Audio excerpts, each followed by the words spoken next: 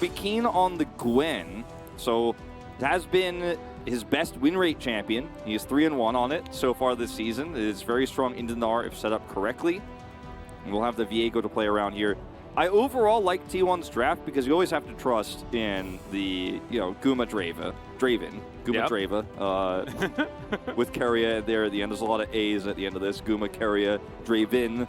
But then you have Lissandra, who can really help turn team fights against the hard engage here of Kwangdong Freaks. And I think a lot of this game is going to be based on that synergy we originally. So very interested to see how Kwangdong are going to go into a lot of comfort for T1.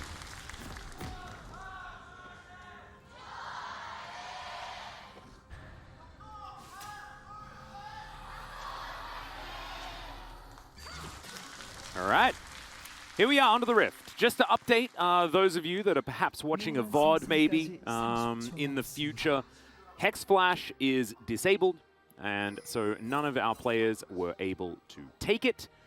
And we'll just have to see when that one is going to be fixed. Of course, that was due to an issue yesterday where we had a pause for about 1 million years, is what it roughly felt like. Yeah. And I think it's situations like that where a bug that was unknown it first comes out, and then it is also such a tragic moment that it usually speeds up how quickly these things will be fixed because it's got the attention of people around the world. Yep. Get your cups in chat, by the way, for the Amumu skin. Moham going for the pink chroma as well, which I like. We've only really seen the green version.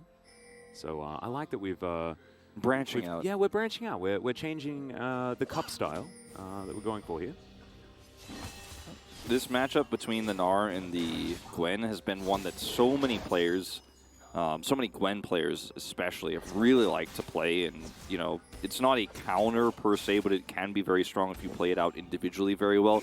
Kind of like Sejuani versus Gnar. Obviously if the Gnar plays it perfectly, it never gets caught by you. You can do a lot with hyperprocs and stuff like that. But Keen is a very aggressive player, as you can see here, already trading at level 1.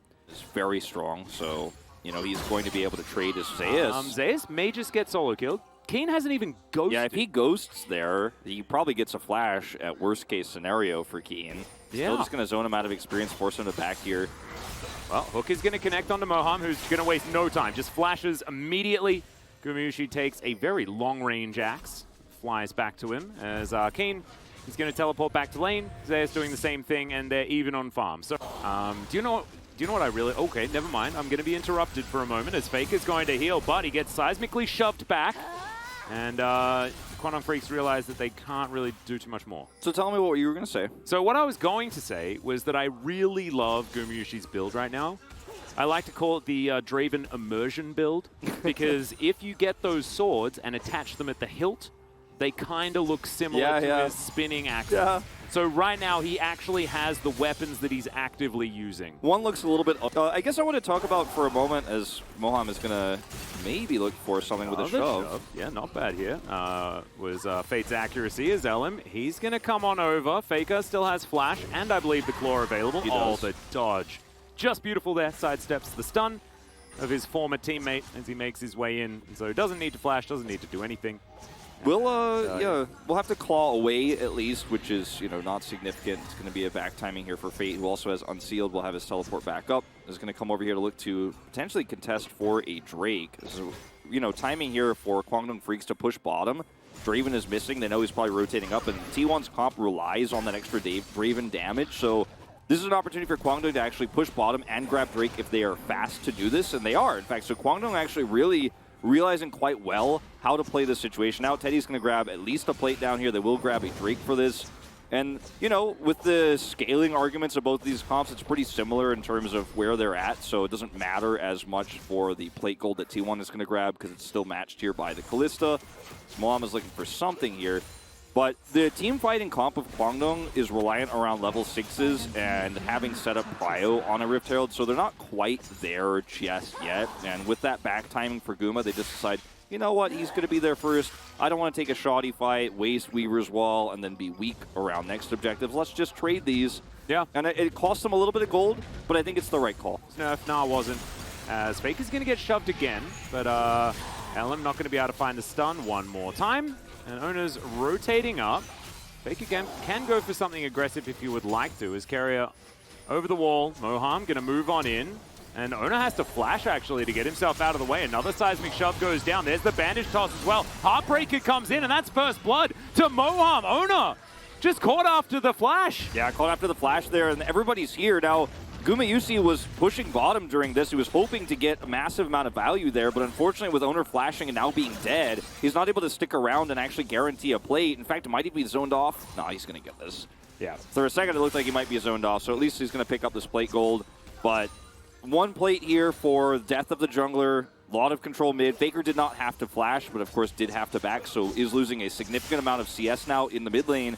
In a matchup that we see the Kalista, or rather the Lissandra count throughout this season, as Kerry is going to flash on top of him. I cast a curse the heck out of Fate there, but he is going to keep himself alive after the flash and the cleanse do go on cooldown. Yeah, so at the end of the day, he loses summoners, but will survive here, so only a half caster curse. It's a really nice aggressive play. Kerry, of course, going to lose his flash, and because Hex Flash is disabled, it's not going to feel as good of a trade as it normally would if you're playing this Nautilus. So, you know, at the end of the day, more valuable to have the mid laner flashes and cleanses than have your support be summoners down, but still, really good defensive use of summoners there from Fate, and will stave off the pressure, as it's a very even game here. T1 just naturally gets a CS lead from the plates they've picked up. Obviously, they have a Herald they haven't dropped just yet. It hasn't been a style that we've seen utilized at all this season. It almost feels like it doesn't work in the current meta. So Ona's going to come on over and look to lock this one down. Also, you know, the side laning Karavanar is Fate has still ult. pretty silly, as Fate is going to come on up here. Let's see whether he can actually make something happen. No stun on Keen, but it does get him out of the way, and they do guarantee the plates. As Teddy gets one more here on the bottom side as well. Kerry's going to rotate over, and you can see Elim is going to leave the area as Ona gets on into the enemy jungle, and will steal away this Brambleback. I like the amount of pressure that Owner's putting on here additionally after setting up, you know, what could have been a successful dive there. They see Fate's missing, don't commit heavily, and then the second that they're like, all right, well, he's just going to walk away from this turret, they're going to get both a turret, steal a red buff away. And unfortunately for Keen, doesn't get to trade anything back. There's no cross-map play available here. Ooh. Okay. Successful hiding completed there by Owner, as Keen's going to rotate over here. Zeus, Nabar in a great position, has the hop onto his own minions, and there was no way that he was ever in any danger there. This is the crazy thing about become more powerful as Faker's hiding here. Yeah, and Fate's going to find another seismic shove, but so far hasn't won out on this trade. The heal did have to be used, as Faker needs another. Oh, he was waiting for the whirling death, but it just whirls. Well, oh, the return! It was a little bit scary. You just can't run that far over to the right, and of course Fate, he knew that. So he's Talia. He can glide real far to the right away from it, and Owner is going to go ahead and come up and set up for a 1-for-1 Drake. We'll see what soul we end up getting here. But yeah, like the Gnar power.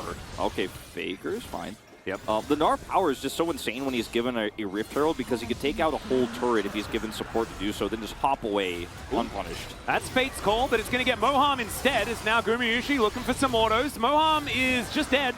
I'm not sure what the aim was there, as Kerry is going down extraordinarily low. Weaver's Wall comes in, he breaks his stopwatch, but I think his life is still down. But Zeus finds the backline. Teddy over the wall, hops back again. That was so sick from Teddy, as now Keen's going to jump on top of Zeus. Teddy's out of the fight though, and now Owner is battling against Fate. He's going to break his stopwatch, and Faker just cues him, and that's going to secure that one. Now Keen trying to dash his way out. Elim is getting some resets here, as now Keen's like, well, maybe I'll come back. Maybe it's a quadra kill. Maybe is it going to be the penta? No, it's not. Teddy steals it away. That was going to be our second jungle pentakill here in the LCK, Wolf. It's a disaster. So close, so close. And the Viego power is there, but it is stolen away. And at the end of the day, you know, Teddy needs some of that money. Pentakills are nice and all, but you gotta get that Kalista accelerated in the early game here. As I say, early game, we're at 15 minutes now. We're well and truly starting to hit mid-game territory, but now KWANGDONG FREECS will even up the gold here with a whole turret full of plates taken on the top side. You know, Keen a little bit on the back foot in this game, but still never died, never this attempt to turn. But when you have a Weaver's Wall available on the other side of the map, you've got to respect that your team is just going to be cutting it. You know, the big Draven pop-off, the blue blades that we were talking about, it's no longer there. He's going to have to rebuild those stack numbers to get that cash in working, as Faker gets the cannon minion there. Weaver's Wall comes on through as Shirley is set up. Let's see whether KWANGDONG FREECS are going to be able to, yeah, they will be able to defend their turret for long enough.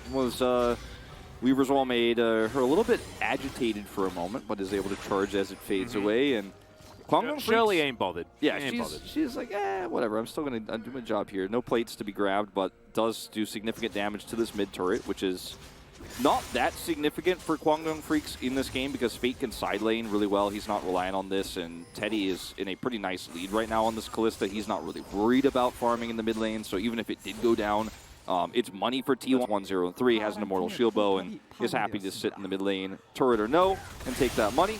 Yep. Should be okay, especially considering the fact that KWANGDONG FREECS are so even and control of the map hasn't gone too wildly in T1's favor at this stage. Even on Drake's as well, as we have an Infernal Rift on our hands, something that we haven't really mentioned just yet, but 20 seconds until that first Infernal Drake is going to be up. Amazing for both teams. No, exactly, especially when they're so focused on that mid game in the team fights like you were talking about, Wolf. If you can start stacking these up, that extra value will be just gigantic. Weaver's Wall's not up here for KWANGDONG FREECS, so it's kind of an awkward fight here. They're going to have to rely on Fate up close and personal to look for a seismic shove, but he's, of course, going to be at risk of just being ulted by Faker. Teleport here from Keen. They do want to fight for this. Going to go ahead and grab that mid wave and then rotate over. So many tools here on both sides here for this fight. The Narbar is always one to keep an eye on here for Zeus. Look at where he's kept it at like 70% here, exactly where he wants to be, so he can trigger it right when the fight breaks out. Yeah, Carrier now rotating over. They don't want to give this one up. You can see Faker ready on the flank. He could be in here at a moment's notice. Moham going to find an ult, but it's not the one he really wanted. Keen, not as immune as he wants to be. His Faker's just picked off, and Keen will go golden. It'll keep himself alive. The depth charge comes in, but the dash out, and look at the health bars from T1. They are getting destroyed. A defensive Gnar will save Carrier and Gumayusi, but they're not going to be able to save the Drake, nor kill anyone on KWANGDONG FREECS. KWANGDONG FREECS can get so much from this. They're actually just going to go straight to Baron here. 20 minutes, they're not even going to go for the Drake. They've got a Kalista comp here. Rage Blade is done, and they are just going to take what's theirs.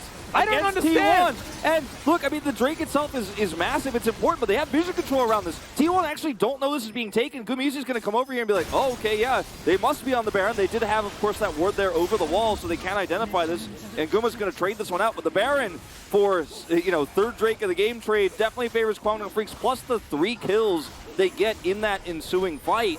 This is Faker trying to play the long con game, wrapping around. That process again. Oftentimes, this is what happens when a Draven doesn't manage to get that snowball really rolling. And yeah, sometimes you just win elsewhere, right? And you're just strong enough and it doesn't really matter. And that cash-in isn't quite as relevant. But it is starting to become relevant in a match like this, where KWANGDONG FREECS are starting to take some real advantages. And a lot of it, Wolf, this is the crazy thing, is because of Elim. He's 100% kill contribution, 4-0-5 on this Viego. He is just gigantic. There's another Weaver's Wall is going to come through. It's going to block off Carrier and Ona, but they can just leave to the right there, and they should be all right. But this is now what KWANGDONG's comp can do. They can side lane so perfectly, and when you have control of the map and a 4-1 composition, man, breaking down all these structures and being frustrating like Keen is here becomes so much easier. Now, they did get T1 Zeus a whole inner turret himself during Baron, which is something that almost never should happen, and KWANGDONG FREECS did group up super hard to potentially look for a pick with that Weaver's Wall. The consequence of this is, of course, that Zeus gets a lot of extra farm here in the side lane. He's uncontested by the Gwen, who could definitely beat him in that 1v1, especially with the 6 assists that Keen has picked up this game of extra gold. He's going to get his Nashor's Tooth soon. But he gets away with it for free because KWANGDONG FREECS were so forcing the mid push where they aren't able to get an inner. Get a top turret, of course, but still, T1, I think, trade so much control over the map. And this is a rarity for KWANGDONG FREECS to have map control this early and this much vision. Look at all the control wards they have around the bottom side of the map. There is just no angle T1 could take the flank. Now, if Zeus gets 2 inners, I might lose my mind, though. Like, someone's got to answer this. Well, Moham is going to move up there alongside Elim, and Keen is looking for a bit of a flanking play here. Zeus may be overextended. He doesn't have flash, and it's likely that he may just die. The Gnar is going to come back through, but the Weaver's Wall is going to be there, and there's a special delivery. Big ol' Gnar gets a double wallop, but he's still going to die. But that's 4 members invested, and that is not a teleport that was ever going to work. Yeah, so that's a teleport down. That's a turret down. So Zeus basically puts the top turret into lethal range, so we can pick it up later on very easily, and they get the mid turret. So T1 are just playing a fantastic macro game, even from behind here, finding cross-map plays and taking turrets down, forcing big reactions, deleting a teleport like that is pretty massive. Yeah, that is not a secret agent play. Like, Kane pressing that teleport button, I mean, he's 007 right now. Like, he needs to live up to that title, because that wasn't a suave spy move. No. That was a turret that was definitely dead that he wasted a cooldown on. But that was what we're hoping to.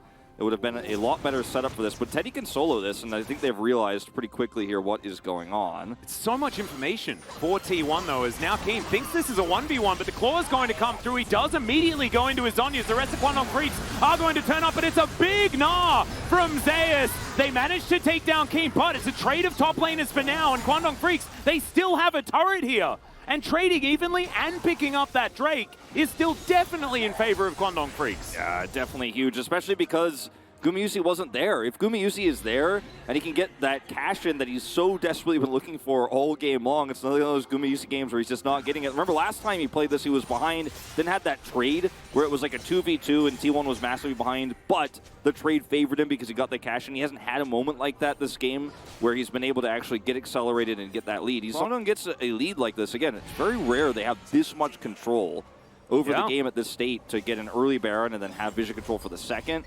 It's very rare, but when they do have it, they respond. T1 is not going to be able to sneak anything away here. And they're struggling to side lane. You can see Faker is very carefully and very patiently pushing these waves out. Isn't going to overextend, but they don't have vision of where Fate is, because he can Weaver's Wall at any moment, cut him off. This is a bit of a shame, because KWANGDONG FREECS do kind of have an opportunity to potentially try and start something. You can see very tentative to go for any sort of potential 50-50s. But they have a Kalista, and Kalista definitely thrives when it comes to 50-50 Barons, because they're not really 50-50. She has the ability to put sticks into it. And yes, it was nerfed, but not enough. She's got a big smite. She does. It's very strong, and it's very busted. And Teddy now has a GA, so this timing of the back here is great for KWANGDONG FREECS, so they get to show up here a second time while Narbar is down, and be like, Draven's mid, I see him. We have Cryo there. And now we could just start this up because we have the Kalista damage and the Ren. And I think they absolutely, with the choke point controlled here and Weaver's Wall available, they could just straight up start this. And it's almost shocking that they're not, because they have all of the tools to burst it down. The longer they wait, the better it is for T1, as Gumayusi is now going to have this wave push through and can actually show up for the fight. Yeah, I mean, this is basically what the comp does, as Fate doesn't even have to cleanse, as you can see. And now they're going to rotate back. This ward, pretty good place here, as Fate is going to spot it. And KWANGDONG FREECS, they will start the Baron. This is what their comp is so good at. It's very, very good Weaver's Wall. at controlling this area. Yep, Wall goes up first. They've got Smite and Rend. Even if someone gets in here, the Baron belongs to KWANGDONG. Owner now in trouble, does have the ult, but it does not matter. The Viego picks up the first kill carrier. He's going down incredibly low. Elim is going to give a cash in over to Gumayusi, but Gumayusi fell down beforehand. Kane is now chasing Zeus. But Zeus will survive for the moment, but it is second Baron to KWANGDONG FREECS, and they're looking to break the base. And a massive team fight win, and like you said, they're going to break the base. Keen just comes back in with a teleport. They want to end the game right now. They have Baron buff, and they've got a ton of wave clear. Guma's not up for 30 seconds here. They are at least going to get an inhibitor down, but I think they might just take the Nexus too. They have so much damage here. Keria is nothing to defend. Zeus doesn't have his Narbar anymore, and here we go. Yep. Seismic Shove, not going to find the mark, but Keen is just focusing on these structures. Zeus trying desperately to stop them from breaking their base in half, but it's just not going to work. Fate was tanking for a long time, but it's now a bare Nexus, and KWANGDONG FREECS, they're going to do it again, or at least in game number 1, as the Nexus does go down. Really phenomenal performance here with this comp again.